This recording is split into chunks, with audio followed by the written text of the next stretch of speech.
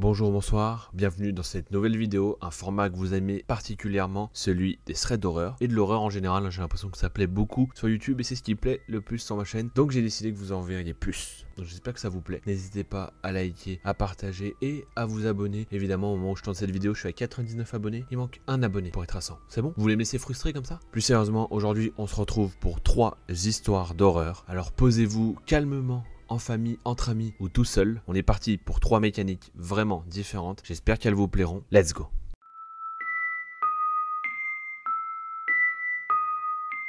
La première histoire, c'est l'histoire de Marc, et il va nous raconter comment s'est passé son 9e anniversaire. Marc, il explique que c'était un enfant assez timide et introverti, et qu'il avait envie d'impressionner un peu ses amis, parce qu'il en avait pas beaucoup. Il explique donc que cette histoire implique son meilleur ami de l'époque, Damon. Donc comme je le disais, Marc, il est assez timide, et il se présentait jamais de lui-même pour aller aux fêtes et aux événements où il y avait ses amis, etc. Mais ça l'inquiétait un peu, parce que justement, sur le long terme, il avait peur de perdre ses copains, en fait. Il nous explique qu'un jour, il a été très mal à l'aise parce que justement dû à son anxiété un peu sociale. Ce jour-là, son père vient le chercher à l'école et en même temps il y a la mère de Damon qui vient chercher justement Damon et qui propose au père de Marc et à Marc si il veut venir ce week-end à une sorte de parc de caravane. C'est un truc qu'on retrouve pas mal je pense aux États-Unis, un endroit où tu vas passer le week-end dans ta caravane tranquille où il y a des animations etc. C'est un peu un camping de caravane. Donc Marc à ce moment-là il est hyper mal à l'aise parce qu'il est vraiment très introverti et il a du mal à répondre et il a pas envie non plus de vexer la mère de Damon. Du coup il lui dit oui, assez timidement mais il lui dit oui. Vient le vendredi soir où ils partent justement dans ce camp de caravane. Il est assis à côté de Damon et de son frère Lucas, qui lui avait 2 ans de moins que Damon et Marc. Il explique que le voyage s'est bien passé, malgré le fait qu'il se sentait pas très à l'aise et un peu inconfortable. Il pleuvait pas mal, mais le voyage s'est bien passé. Quand ils sont arrivés, Damon et Marc, ils ont regardé 2-3 petits trucs à la télé, et comme il était déjà tard, ils sont partis se coucher. Marc, il explique qu'il avait un téléphone Nokia, vous savez, ces anciens téléphones Nokia, là, invincibles, indestructibles, là, les briques, sur lesquels il jouait à Snake, et son père lui avait demandé en arrivant et le soir de lui envoyer un petit SMS pour lui dire que tout va bien. Ce qu'il a fait, et c'est très responsable de sa part, hein, moi je le fais toujours pas, hein, c'est-à-dire que je le faisais pas à 9 ans quand on te dit oui envoie un message pour me dire que tout va bien, je le faisais pas mais maintenant je le fais toujours pas. Désolé maman pour ces longues années où tu t'es inquiété à chaque fois à m'appeler et à me dire t'es sûr que tout va bien parce que tu m'as pas envoyé de message. Désolé, je suis pas responsable moi, j'ai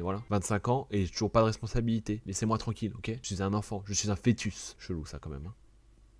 Le lendemain, Marc et Damon, ils sont partis dans un magasin dépenser leur argent de poche et l'après-midi, ils sont partis au cirque. Et il dit qu'ils étaient assez mal à l'aise de jouer avec les clowns, etc. Parce que de 1, ça les faisait flipper et de 2, ils étaient jeunes, ils avaient 9 ans, mais tu sais, à 9 ans, t'as envie d'être plus grand, etc. Enfin, ils disaient que c'était pas des gamins et que ça leur faisait bizarre de jouer avec des clowns et que eux, ils étaient trop grands pour ça. Plus tard, le soir, il y avait un spectacle avec un comédien et c'était vraiment un truc typique pour adultes, pour coup. Et là, Marc et Damon se font vraiment chier. Hein. On a tous vécu ce moment quand on était gamin, à être là à supporter les trucs des adultes. Et encore aujourd'hui, même en étant adulte, on supporte des trucs d'adultes alors que ça nous fait chier, clairement. Mais là, Marc et Damon se font clairement chier. Et ils ont qu'une envie, c'est de retourner à la caravane. À la caravane, ils veulent regarder du South Park, tranquille. Bon, à 9 ans, j'avais pas l'autorisation de regarder South Park. Hein. Un peu normal en même temps, mais bon, c'est de la culture. Hein. Donc Damon fait son petit regard de chien battu à ses parents, qui acceptent finalement de lui donner les clés, mais qui lui demandent de prendre Lucas, donc le petit frère de Damon, avec eux pour retourner à la caravane. Ils prennent les clés, ils acceptent, et ils prennent le chemin qui est hyper sombre, parce que forcément au milieu d'un camp un peu de caravane, etc., il n'y a pas de lumière. Et au début sur la route, tout va bien, ils parlent des jouets qu'ils ont achetés, etc., de ce qu'ils vont faire en rentrant à la caravane, et à un moment ils aperçoivent un peu une camionnette blanche avec les portes ouvertes à l'arrière, et ça les interpelle pas plus que ça, puisqu'ils se disent que c'est quelqu'un sûrement qui vient d'arriver et qui est en train de décharger. Au moment où ils passent devant cette camionnette, il y a un homme qui sort de l'obscurité et qui marche très lentement vers eux. Mais il explique que c'est pas une démarche normale, c'est vraiment une démarche un peu flippante, comme s'il marchait un peu sur la pointe des pieds et qu'il voulait pas trop se faire remarquer, mais il le voit s'approcher d'eux, tu vois. Le mec se fige à quelques mètres d'eux, leur fait un sourire un peu bizarre et leur demande hey les gars, est-ce qu'il y aurait pas un homme fort parmi vous qui voudrait m'aider à charger cette caisse parce que je me suis fait mal au dos? À cette époque-là, Marc il explique qu'on n'expliquait pas autant aux enfants de faire attention aux étrangers, etc., qui t'attirent dans leur camionnette ou dans leur voiture avec des bonbons, etc. Enfin bref, ce qu'on a tous déjà entendu. Mais Marc, il a quand même le pressentiment que ce mec est bizarre et qu'il faut pas le suivre et qu'il faut pas l'écouter. Et du coup, à ce moment-là, Marc, il a plein de pensées. Il se dit, qu'est-ce qu'il va faire? Est-ce qu'il va appeler son père? Il est à des dizaines de kilomètres. Crier à l'aide, sachant qu'il n'y a personne autour vu que les caravanes sont vides et que tout le monde est aux différentes animations. Il pense même à le combattre, mais il se rend vite compte que ça va être compliqué. Marc, il sent vraiment qu'il y a quelque chose qui va pas. Il pensait que les choses pouvaient pas être pires, mais il se trompe. Damon et Mark, ils vont pas répondre, ils vont rester figés, mais le petit frère de Damon, Lucas, lui va répondre oui, moi je suis fort, je peux t'aider, de la manière la plus innocente possible. Et à ce moment-là, Mark il explique que le visage du mec, il était horrible. Il a fait un sourire totalement déformé. On aurait dit de ses propos qu'une araignée venait d'attraper une mouche dans sa toile. Damon a directement réagi et a dit à son frère c'est non, tu ne vas pas vers ce monsieur. À ce stade, Mark il a un peu honte de ce qui s'est passé, mais en fait il a continué tout simplement à marcher vers la caravane sans se retourner. Il avait tellement peur, il ne savait pas, il s'imaginait que peut-être l'homme allait tuer Lucas devant lui ou qu'il allait réussir à les attraper tous les trois. Bref, Mark il est terrorisé. La seule chose à laquelle il pensait, c'était marcher tout droit vers la caravane et peut-être essayer de trouver quelqu'un qui pourrait les aider. Quelques secondes plus tard, il entend Damon et Lucas qui courent derrière lui et qui crient courez! À ce moment-là, les trois garçons courent vers la caravane le plus vite qu'ils peuvent, sans se retourner, ils courent.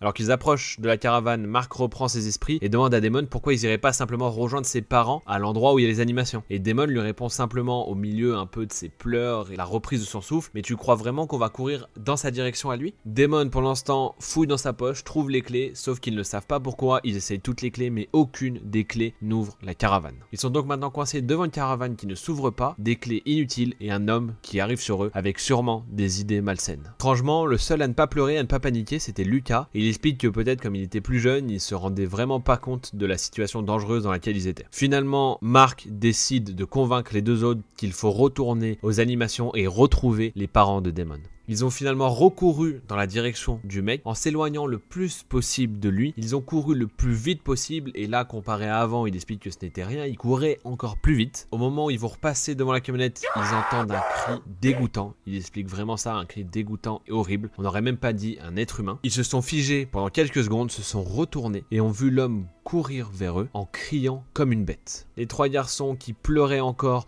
se sont retournés une nouvelle fois et ont couru le plus vite possible vers les animations. Ils ont finalement réussi à atteindre l'animation et à retrouver les parents de Damon qui n'ont pas compris pourquoi les garçons arrivaient dans cet état-là. Ils ont totalement fondu en larmes de peur et de soulagement. La mère de Damon est restée bouche bée devant leurs explications. Ils ont finalement fini par rentrer tous ensemble sans jamais recroiser cet homme qui criait comme une bête et comme un monstre. Le lendemain matin, Mark a demandé à rentrer immédiatement chez lui, il ne voulait plus rester sur place et on le comprend tout à fait. Aujourd'hui, il ne comprend toujours pas ce qui s'est passé cette nuit-là, ni pourquoi l'homme a crié, même s'il a un peu ses idées. Il dit que bien heureusement, personne n'a été tué ou agressé cette nuit-là, et qu'il n'a jamais eu autant peur de toute sa vie. Waouh, sacré histoire, hein, avec des enfants, etc. et un mec chelou, hein, clairement chelou, hein, qui crie comme une bête, etc. Ça fait flipper, donc les enfants, même si je pense qu'il n'y en a pas beaucoup sur cette chaîne, faites attention. Les adultes aussi, faites attention, hein, parce qu'il y a aussi des mecs chelous qui pourraient vous courir après en criant comme des demeurés, là, ou comme des fous, comme des bêtes. Franchement, ça doit faire flipper, hein. Dans le noir, t'as un mec qui te suit, il se met à crier comme une bête, comme un monstre, là, il te court après comme ça. Mon dieu, je pense qu'il y en a plus d'un que ça ferait flipper, hein, vraiment.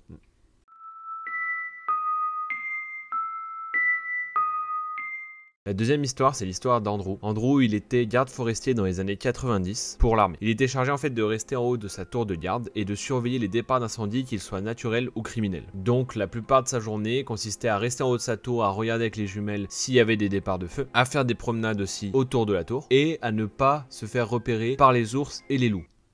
Stylé, mais un peu dangereux. Il explique que la façon dont il travaillait à l'époque, c'était une semaine de travail et une semaine de congé. Du coup, il dormait dans la tour. Dans la tour, il y avait tout ce qu'il fallait pour dormir et faire à manger. Et pas loin, il y avait des sanitaires pour pouvoir se laver, etc. Un jour, alors qu'il faisait une promenade autour de sa tour, il est tombé sur un piège à ours illégal. Il a déclenché le piège en toute sécurité, puis il l'a amené au niveau de la tour de contrôle un peu des gardes forestiers. Il explique que le braconnage dans le parc était illégal et que c'était passible d'une grosse amende et d'une peine de prison, mais que ça n'empêchait pas les braconniers d'essayer. Il explique que dans chaque tour, ils étaient maintenant équipés d'un fusil parce qu'il y a quelques semaines, un collègue à eux s'était fait déchiqueter par un grizzly. Donc le fusil n'était pas forcément là pour tuer le grizzly, mais surtout pour dissuader. Donc après avoir trouvé le piège, il a quand même un peu inspecté la zone, il a regardé aussi avec ses jumelles depuis sa tour de garde. Il a appelé son collègue Ben qui dit qu'il avait rien vu d'anormal non plus, mais que lui aussi avait rencontré quelques pièges le jour même. Le même soir, alors qu'Andrew se faisait tranquillement manger et qu'il écrivait à sa future femme, puisqu'il le sait maintenant que c'était sa femme, il entend un camion qui s'arrête pas loin de sa tour. Au début, Andrew il pense que c'est Ben parce que souvent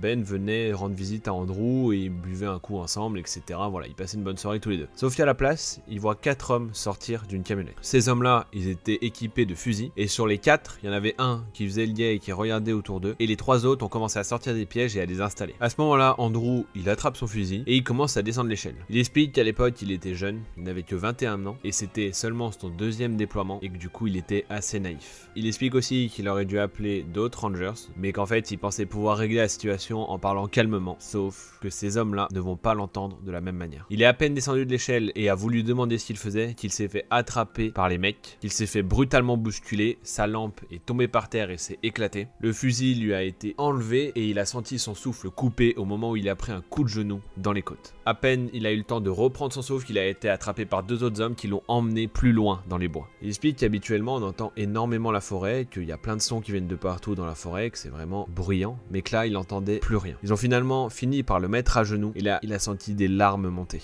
Il a entendu derrière lui le bruit d'une arme qui se chargeait, il a fermé les yeux et a prié.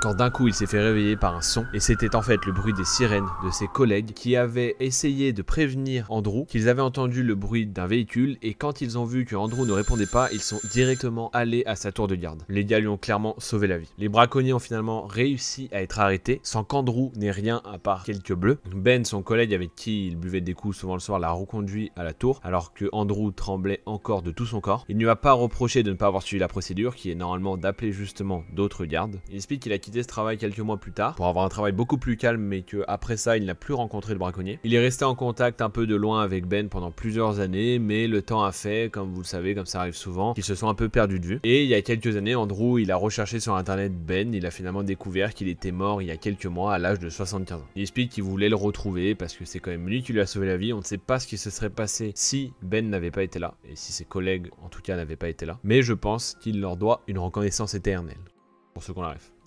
Non, je rigole, mais c'est une histoire de fou quand même. Hein. Et finalement, le danger, c'était pas les ours et les loups, hein, parce que les ours et les loups, bon, à part qu'un mec s'est fait déchiqueter quelques semaines avant ce qui arrivait à Andrew, bon. Mais bon, à part ça, finalement, le plus gros risque pour Andrew, c'était les mecs, hein. Pas très étonnant.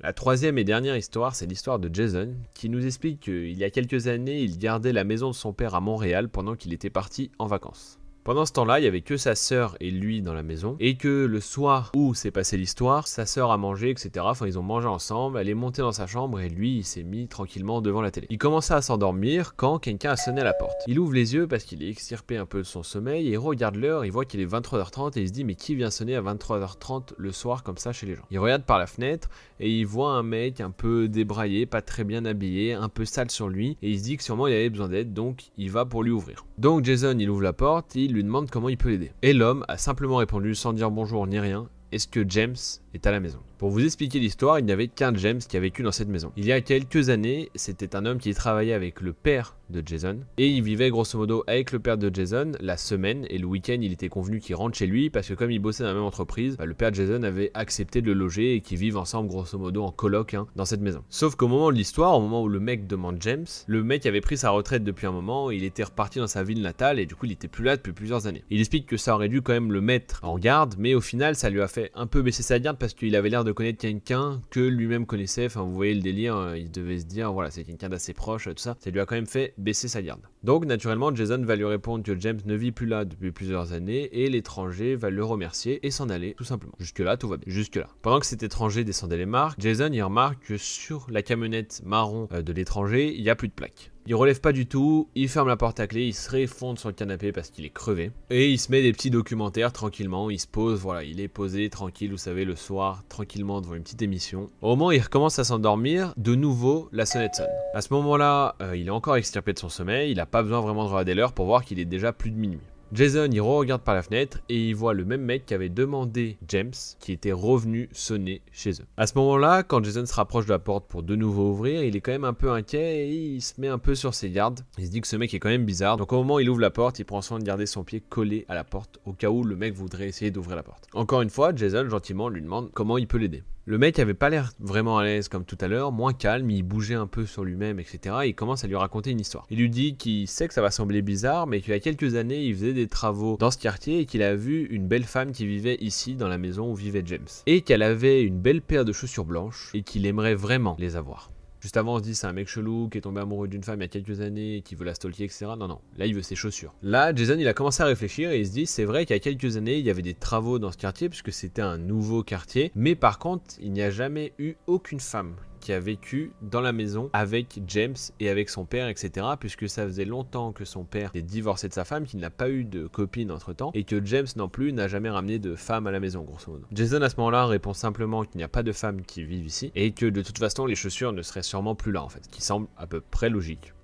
L'homme a commencé à insister, il a dit non mais c'est les plus belles chaussures de ma vie que j'ai jamais vues, je vous les achète, attendez regardez je vous les paie. Il a plongé sa main dans sa poche pour sortir quelques cents, quelques centimes, quelques euros qui de toute façon faisaient pas une grosse somme. Jason il lui a simplement dit non de la tête et le mec a continué et l'a supplié de le laisser rentrer pour qu'il puisse voir les chaussures et qu'il allait le payer, etc. Que tout allait bien, qu'il allait le payer et qu'il allait les acheter les chaussures, donc tout va bien. Tout va bien, tu veux rentrer à la maison pour trouver des chaussures blanches. C'est quoi cette excuse de merde? À ce moment là, Jason il est un peu saoulé, il lui dit écoute les chaussures elles sont pas là et je pense que tu ferais mieux de partir. Jason il va pour fermer la porte, à ce moment là il sait très bien que ça commence à devenir chelou et qu'il faut vite qu'il ferme la porte et qu'il se mette en sécurité. Au moment où il pousse la porte pour la fermer, l'homme tend ses bras pour essayer d'empêcher la porte de se fermer. Il lui a finalement coincé en partie le bras dans la porte et a continué à pousser jusqu'à ce que le mec lâche. Il a réussi à fermer le plus doucement possible pour ne pas réveiller sa sœur qui est à l'étage du mieux qu'il pouvait. Il a fermé à clé et à ce moment là il a vu la poignée tourner parce qu'il essayait d'ouvrir la porte de l'autre côté. Une fois que le mec a réalisé qu'il rentrerait pas par ce côté, il a commencé à dévaler les escaliers et Jason a couru vers la fenêtre pour voir où il allait et il a vu qu'il commençait à faire le tour de la maison. À ce moment-là, Jason son adrénaline elle monte et il cherche une arme dans la maison, il tombe sur un club de golf dont il va servir pour se protéger et faire le tour des portes de la maison pour vérifier que tout est bien verrouillé et que l'homme ne pourra pas rentrer. Finalement, il voit l'homme qui fait le tour de la maison, qui essaie d'ouvrir toutes les portes, mais Jason a réussi à tout fermer et la plupart étaient déjà fermées. Il court quand même vers sa sœur pour la prévenir et lui expliquer la situation. Finalement, par la fenêtre, il le voit s'enfuir dans son camion qui n'a plus de plaque. Jason a finalement appelé la police et quand ils sont arrivés, il leur a expliqué toute l'histoire et le policier lui a dit c'est l'histoire la plus étrange que j'ai jamais entendue.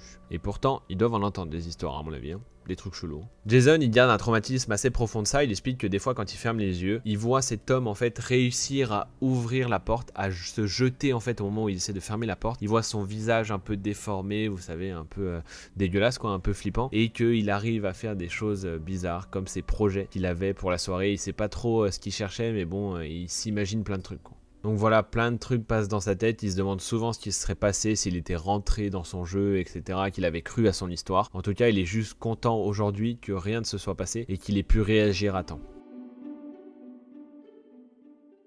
Et voilà, c'est déjà la fin de ces 3 histoires, j'espère qu'elles vous ont plu, hein, autant que les autres, c'est vraiment 3 histoires différentes. Surtout, j'espère que ça vous a plu. N'hésitez pas, encore une fois, à liker, à partager et à vous abonner, s'il vous plaît, moi ça m'aide énormément. Et si vous aimez ce contenu, n'hésitez pas à le dire, je sais que vous le dites déjà dans les commentaires et moi ça me fait vraiment plaisir, ça me motive et ça me soutient à 200%. Je vous fais des bisous, je vous dis à la semaine prochaine pour une prochaine vidéo. Bonjour, bonsoir, tchuss!